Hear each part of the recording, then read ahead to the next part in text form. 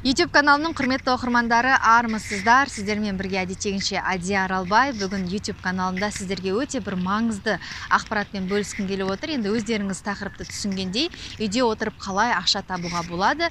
Бұл жалпы әйел адамдарға жақындау тақырыптың бірі. Өйткені әйел адамдар көбіне бала туам деп декретте отырып қалады. Сондықтан да осы кезде табыстары болмай қалады. Сол үшін сіздерге жақсы бір кеңестер беретін боламын. Ал сіздер YouTube каналыма жазылып, ұнаса коммент тастап, лайк бассаңыздар, сіздерге үлкен алғыс білдірер едім. Сонымен бастасақ, тақырыпқа жақындасақ, ең оңай жолы, менің ойымша, қазіргі кезде әйел адамдар орыс тілін және қазақ тілін өте жақсы меңгерген.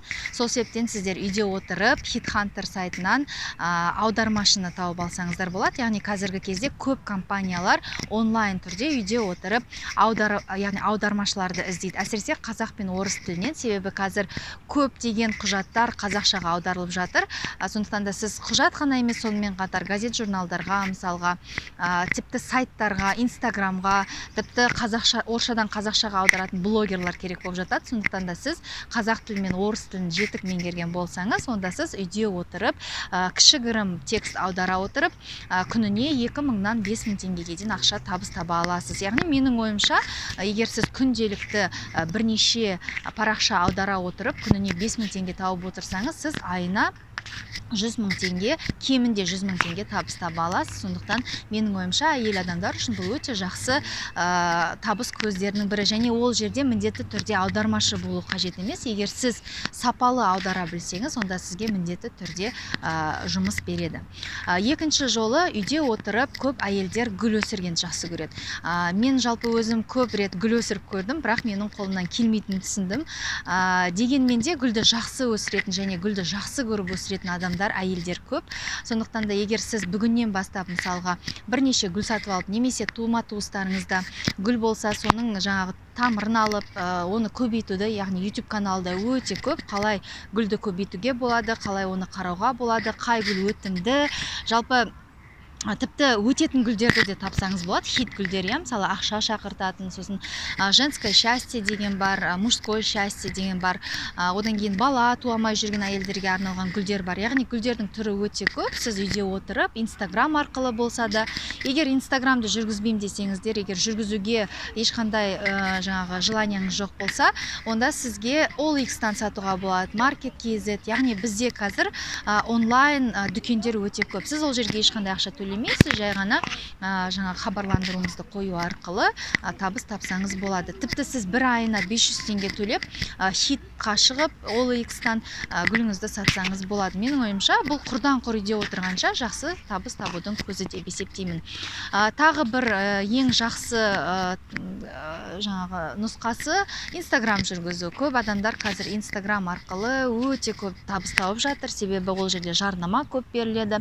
Яғни ол жерде нишаңызды тауып жүргізе бастасаңыз, менің ойымша табыс табуға болады.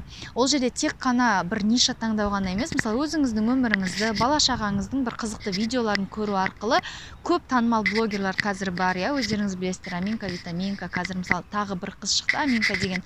Ол қызда да жаңағы қарапайым бір үйдегі қызықты видеоларын қою арқылы қазір танымал болып, мысалға, көптеген киноларда түсіп, өзінің анасы арқылы табысты тауып жатыр, мысалға, және тағы бір табыс көзі, ол әрине YouTube, Instagram екеуі бірдей, в принципе.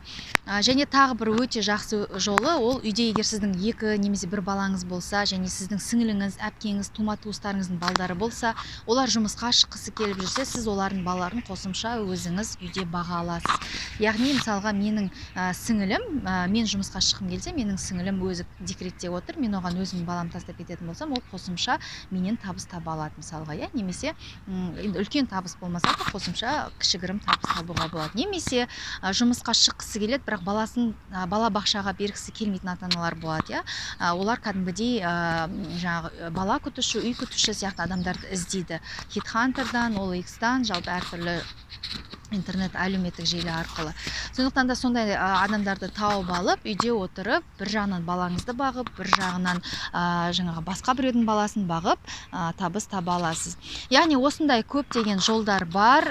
Егер де ғаламтордан ізденсеңіз, тағы да көптеген түрлерін табуға болады.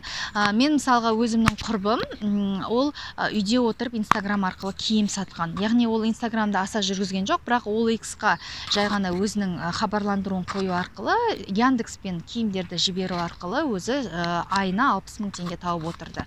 Мысалға, ол үлкен сома болмаса да өзіңіздің балаңызға, өзіңіздің бір қызығушылықтарыңызға, өзіңіздің киіміңізге жетеді деп ойлаймын. Сондықтан да егер сіздерге осындай контентте осы тақырып қызық болса, мен сіздерге әрі қарай да үйде отырып қанша табыс табуға болады, қалай табыс табуға болады, сол туралы айтатын боламын. Ол үшін каналымнан алыстамаңыздар, каналыма жазылып қойыңыздар, колокольчик бассаңыздар да болады, себебі жаңа видеолар тек қана сондай кезде ғана көрінетін болады.